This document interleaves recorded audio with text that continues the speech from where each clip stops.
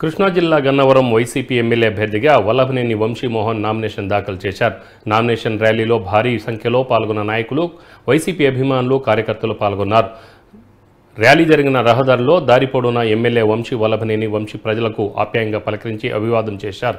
Party senior నాయకులు దుట్టా రామచంద్రరావు ఆశీస్సులతో స్నేహితుడు కొడాలి నాని సహకారంతో నామినేషన్ వేసినట్లు ఎమ్మెల్యే వంశీ తెలిపారు. పేదలకు ఆర్థిక స్వావలంబన చేకూరేలా సీఎం జగన్ పరిపాలన సాగించారు అని కొనియాడారు.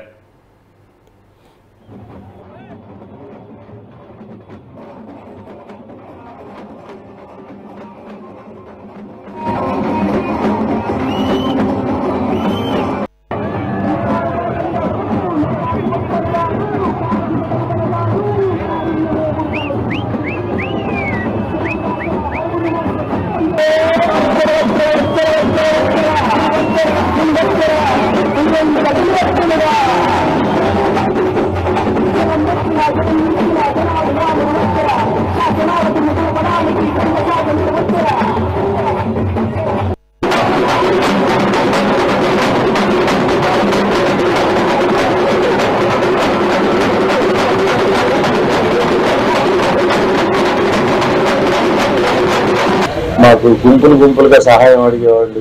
ఇప్పుడు వాళ్ళకి ఇంటికే సహాయం చేస్తూ ఉన్నాడు ముఖ్యమంత్రి గారు.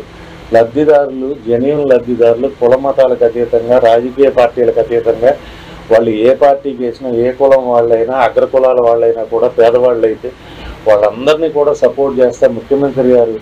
వాళ్ళందరినీ ఏ రకంగా చూసుకోవాలి అనేది ప్రతి కుటుంబానికి ఒక పెద్ద కొడుకులాగా, ఒక అన్నలాగా, తమ్ముళ్ళలాగా, ఒక మనవళ్ళలాగా, ఒక మిత్రుల్లాగా, స్నేహితుల్లాగా ఆ కుటుంబాలని, కొన్ని లక్షల కుటుంబాలని ఈ ముఖ్యమంత్రి గారు ఆదుకుంటా ఉన్నాడు.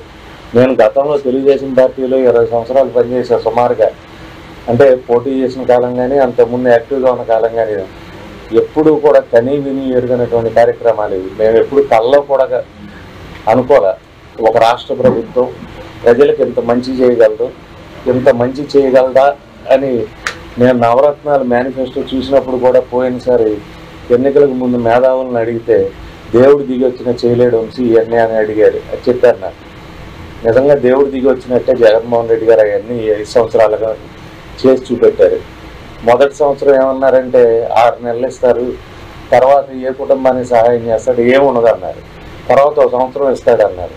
ఇంతలో కరోనా వచ్చింది, అయిపోయింది రాష్ట్రం అన్నారు. తర్వాత 3వ సంవత్సరంలో 4వ సంవత్సరం వచ్చేపాటికి ఏం చెప్పాలో తెలియక మేము ఎక్కువ ఇస్తాం, ఆయన ఇచ్చిన దానికన్నా 2 రెట్లు ఇస్తాం, 3 రెట్లు ఇస్తాం, 4 రెట్లు ఇస్తాం.